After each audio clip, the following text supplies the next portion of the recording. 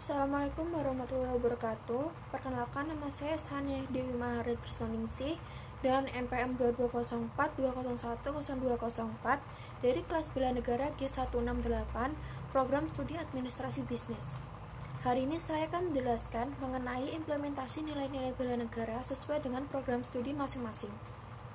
Pengertian bela negara menurut Sutarman pada tahun 2011 adalah bela negara dikategorikan dalam dua jenis, yaitu fisik dan non-fisik. Secara fisik, bela negara merupakan sikap warga negara yang ditunjukkan dengan keikutsertaan dalam perang beserta senjatanya. Sedangkan secara non-fisik, berarti sebuah sikap tidak langsung yang dilakukan warga negara dalam mempertahankan kedaulatan bangsa dan negara. Jenis yang ini tidak ada yang memakai senjata, tetapi melalui pengabdian dan pendidikan kewarganegaraan secara sungguh-sungguh. Jadi dalam materi ini kita akan membahas bela negara secara non-fisik. Nilai bela negara yang dibahas dalam materi ini adalah nilai kesadaran berbangsa dan bernegara. Kesadaran berbangsa dan bernegara ini mempunyai makna bahwa individu yang hidup dan terikat dalam kaidah dan naungan di bawah negara kesatuan RI harus mempunyai sikap dan perilaku diri yang tumbuh dari kemauan diri yang dilandasi keikhlasan atau kerelaan bertindak demi kebaikan bangsa dan negara Indonesia. Kesadaran bela negara adalah di mana kita berupaya untuk mempertahankan negara kita dari ancaman yang dapat mengganggu kelangsungan hidup bermasyarakat yang berdasarkan atas cinta tanah air. Kesadaran bela negara juga dapat menumbuhkan rasa patriotisme dan nasionalisme di dalam diri masyarakat.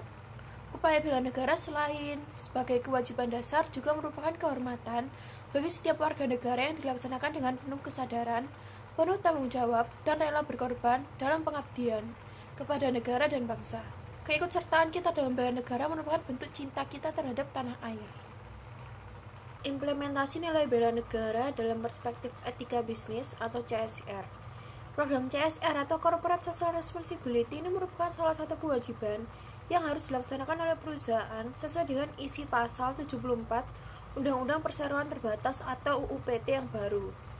Ide yang mendasari Corporate Social Responsibility ini sering dianggap sebagai inti dari etika dan kewajiban bisnis perusahaan di samping tugas hukum dan ekonomi adalah untuk mencapai tujuan jangka panjang untuk kesejahteraan masyarakat.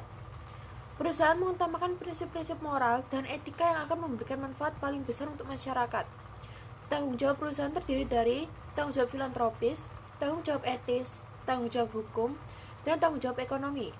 Kemampuan perusahaan untuk memenuhi tanggung jawab sosial adalah untuk mengambil tanggung jawab secara komprehensif melalui yaitu yang pertama berkaitan dengan kemampuan perusahaan untuk memperoleh dukungan sumber daya manusia yang kompeten, yang kedua terkait dengan kepentingan pelanggan, yang ketiga terkait dengan investor dan kreditur, yang keempat berkaitan dengan lingkungan alam, dan yang terakhir adalah untuk mendukung kesejahteraan masyarakat umum.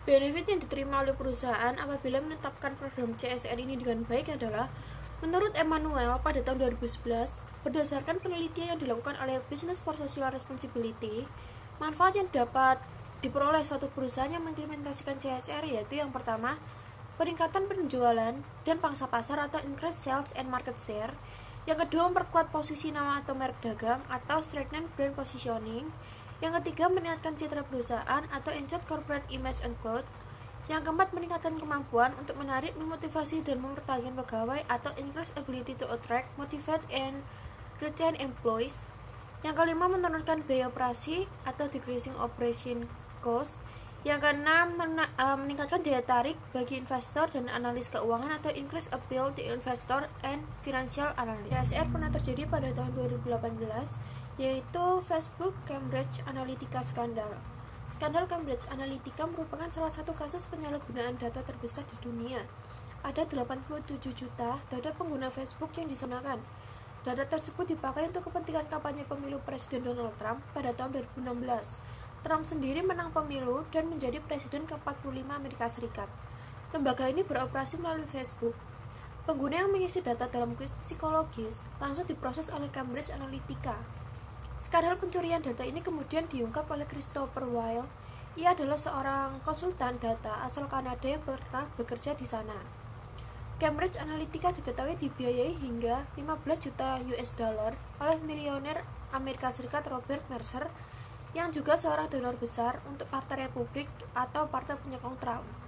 Observer melaporkan perusahaan itu dipimpin oleh Steve Bannon, yaitu seorang penasihat Trump sebelum dipecat.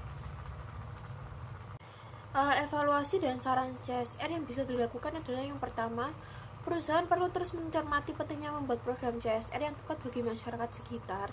Ketepatan program CSR sangat penting karena relevansi bantuan akan menentukan keberhasilan CSR yang akhirnya akan berujung pada kesejahteraan masyarakat.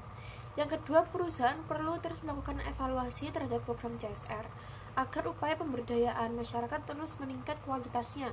Yang terakhir, masyarakat sebagai subjek pemberdayaan perlu terus didorong untuk peduli terhadap perusahaan dengan cara bersikap responsif dan partisipatif terhadap berbagai bantuan dan kesempatan yang diberikan melalui program.